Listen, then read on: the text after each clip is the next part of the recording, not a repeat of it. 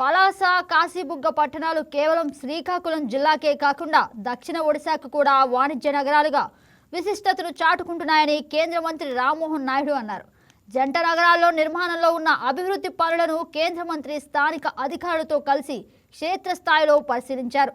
Kashibugga railway over bridge, కేంద్రీయ విశ్వవిద్యాలయం, ఇతర అభివృద్ధి పనులను పరిశీలించి అధికారులను ఆరా తీశారు. నెమలికొండ ప్రాంతాన్ని పరిశీలించి నిర్మాణాలకు సంబంధించి పలు సూచనలు చేశారు. కూటమి ప్రభుత్వం రాకతో పలాస, కాశీబుగ్గలో పలు అభివృద్ధి పనులు శరవేగంగా జరుగుతున్నాయని అన్నారు.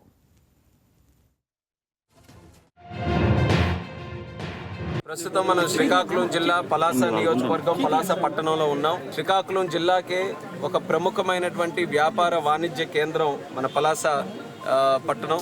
పలాస, కాశీబుగ్గ ఈ రెండు జంట నగరాలు ఎన్నో సంవత్సరాల నుంచి ఇక్కడ ఒక వ్యాపారానికి కేవలం శ్రీకాకుళం జిల్లా కాదు, సౌత్ ఒరిస్సా ప్రాంతానికి కూడా ఒక ప్రముఖమైనటువంటి వ్యాపార కేంద్రంగా ఇది అభివృద్ధి చెందుతూ వస్తుంది.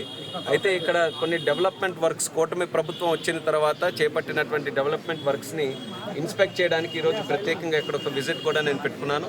నాతో పాటు కలెక్టర్ గారు, అలాగే స్థానిక కూటమి పార్టీ నాయకులు అందరూ కూడా కలిసికట్టుగా కొన్ని వర్క్స్ని మేము విజిట్ చేశాం.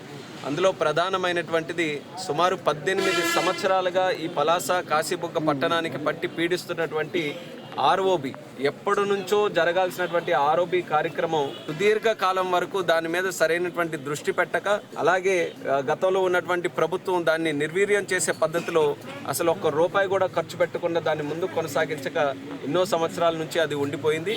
అటువంటి ఆ ఆర్ఓబి కార్యక్రమానికి కేంద్ర రైల్వే మంత్రి గారికి మన కూటమి ప్రభుత్వం వచ్చిన వెంటనే దాన్ని రిప్రజెంట్ చేస్తే ఆయన కూడా సుముఖంగా అది ఎట్టి పరిస్థితుల్లో అది సెటిల్ చేయాలనే ఆలోచనతో సుమారు 46 కోట్ల రూపాయలు 100% ఇంకా రైల్వే కాంపోనెంట్గా దాన్ని మార్చి ఆ యొక్క ఆర్ఓబిని కూడా పూర్తి చేయడానికి రైల్వే మినిస్టర్ గారు అశ్విని వైష్ణవ్ గారు మనకు సహకారం అందించడం జరిగింది. గత సంవత్సరం సుమారు జూన్, జూలై నెలల్లో అది శాంక్షన్ అయిన వెంటనే దానికి సంబంధించినటువంటి కాంట్రాక్టర్ని కూడా నిర్ధారించి పనులు వేగవంతంగా చేయించి ఈ సంవత్సరం ఏప్రిల్ నాటికల్లా పూర్తి చేయాలని ఒక టైం లైన్ మేము పెట్టుకున్నాం.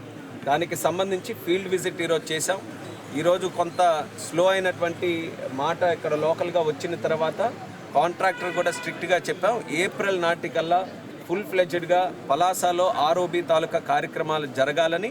దానికి సంబంధించి రాష్ట్ర ప్రభుత్వం అలాగే జిల్లా తరఫున కలెక్టర్ గారు అందరూ కూడా ఎటువంటి సపోర్ట్ కావాలన్నా అంత సపోర్ట్ అంతా కూడా ఎక్స్టెండ్ చేస్తామని కూడా కాంట్రాక్టర్ వాళ్ళకి చెప్పడం జరిగింది.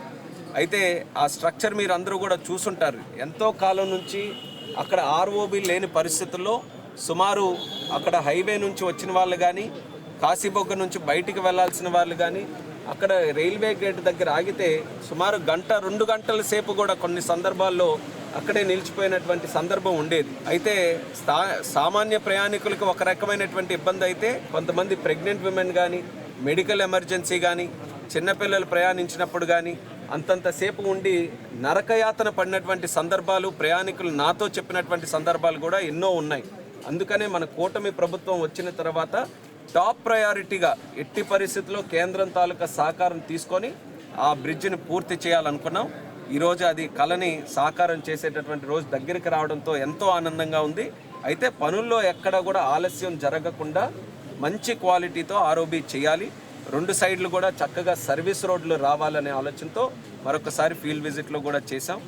ఈ వీడియో మీకు నచ్చినట్లయితే లైక్ కొట్టి షేర్ చేసి మా వైకే టీవీ ఛానల్ని సబ్స్క్రైబ్ చేయండి.